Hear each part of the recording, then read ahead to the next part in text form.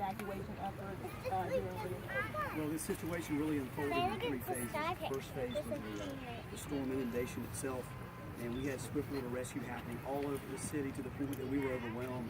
Close to between 75 and 100 people had to be rescued from cars throughout the city during in the middle of the Mathew storm. Then we went to phase 2, which was an immediate response, try to secure the area and make sure, get to the streets that were washed out, make sure cars weren't going in and we were having fatality and loss of life. And now we're into phase 3, how we're responding now that we know the flood is definitely coming.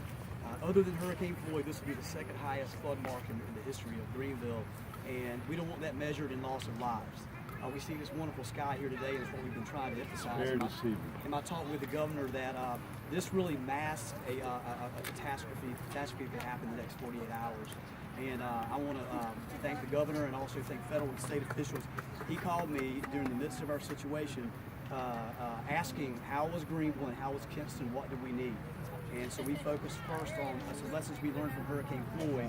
When dams were open at Carr Lake and other areas, that's the first thing we jumped on, was making contact and make sure we didn't have a deluge of water come down on us and make a bad situation even worse. But we have to be careful. We've made a commitment to do everything we can to have minimum release upstream. Right. But if the water is so high there and starts going over, this could come quicker. In fact, I'm telling you right now, I'm even nervous about these people being near here, because this thing could move up very, very quickly, and next thing you know, someone's just playing in this water, which is dirty water to begin with, and be swept away. And as you know, we did mandatory evacuations last night, and we can see why at this point. Our real concern is tonight. If you're a family member or know a family member or a senior or someone who doesn't know how serious this is, get to them now before it gets dark. Get them out of our mandatory evacuation areas. Their lives are in danger this evening. Don't put our emergency responders in danger. Let's get everybody to safety, so a week from now we're learning lessons how we can always respond better to a catastrophe. Mayor Thomas, do you think that the curfew will be placed again for tonight?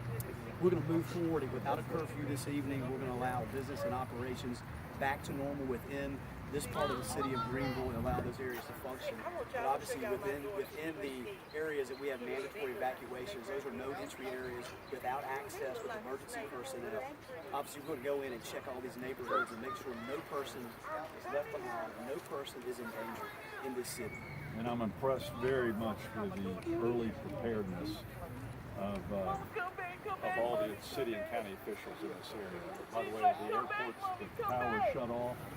You're anticipating probably over a foot or 2 feet of water at the airport, and that's the type of preparation. I am worried about these people getting too close to water right now, and I don't want them to get the closest water tonight. Will this be blocked off at any point? We are, as water starts to come up through this area, we'll patrol this.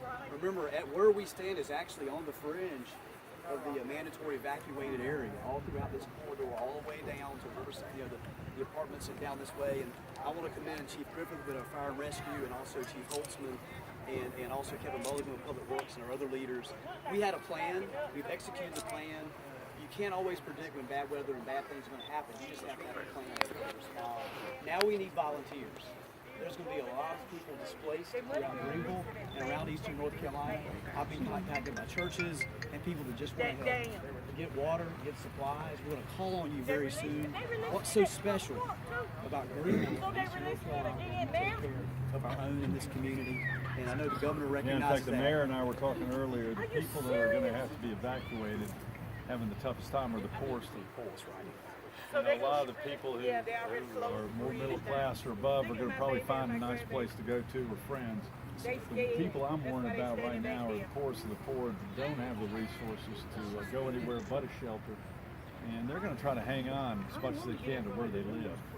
It's because they don't have insurance, and that's my biggest concern right now is we need to help the people who can't afford anything else but what they're sleeping on right now. And they're going to be abandoning their homes right now, and that's very difficult for them to do, and they often wait at the last moment, which could cost their lives. So therefore I offer the Greenville community to step up, help the Salvation Army, help the Red Cross, help with food, delivery of water.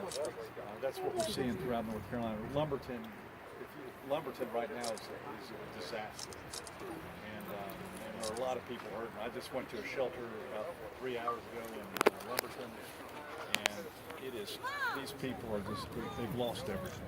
And they're sitting in a high school cafeteria. Their lives have changed. What do y'all know about with water coming over 264-33?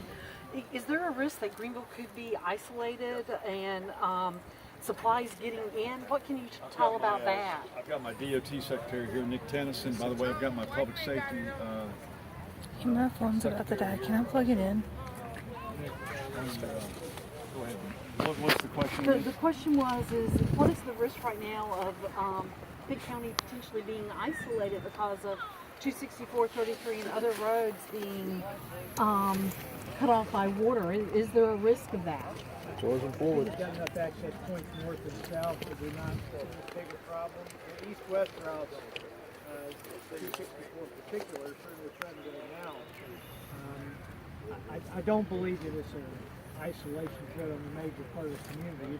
Certainly there are parts of Pitt County, and we've just come from places where there are parts of Hoke and Harnett, Robinson, so in isolated places there are, and as the governor and the mayor both said, for anybody that's lived here for any period of time, you pretty much know where it starts to flood when it's a small flood. Well, you can count on seeing them again. Thank you. I want to thank our county officials who are here and the partnership we have with the EOC, with the county. We got Beth Ward, our chairman, Scott Elliott, county manager, and then so many others. And look, let me tell you, when something like this happens, tensions fray a bit because you're getting mixed information in, Governor, as you know. Yeah. And we're about getting down to the facts and protecting our people. We're in the middle of this. So this isn't a pat on the back tour. This is making something very clear to the public. The next 48 hours is extremely critical in Greenville, in Kinston, and Goldsboro, across eastern North Carolina. And maybe even longer. Right? Yes, sir. This could well go into Friday or Saturday.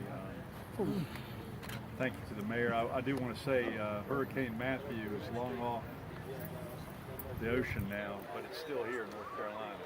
And there's serious ramifications and deadly ramifications are right here in the Greenville area if you don't do the right thing and you listen to what the authorities are telling you to do. Yes, sir. Governor, you touched on this a while ago about the dams up north. Are you going to release water from those dams? Our goal is to not release any water except the minimum release that's typical.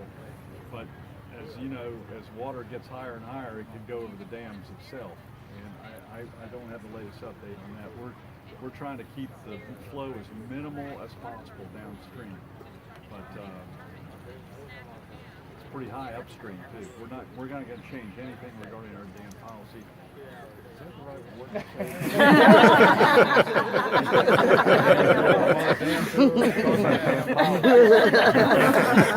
If you can't have humor during a Flood level here, as many of you are checking, looking at the state site, is we're looking at marijuana right at 25.8.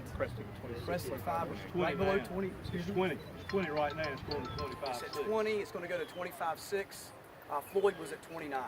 Okay, that puts it in perspective. And the difference between 20 feet and what we're seeing right now, 25, 26, 27 feet, is from only a few structures being impacted to 800 to 1,000 structures. So that is our contingency and what we're planning, why we're making such an emphasis, why I can't think enough for the governor to come here and help emphasize and make this point in Greenville about staying safe. You got a good team here. Thank y'all very much. Thank you, Governor. Thank you very much. Thank you, Governor.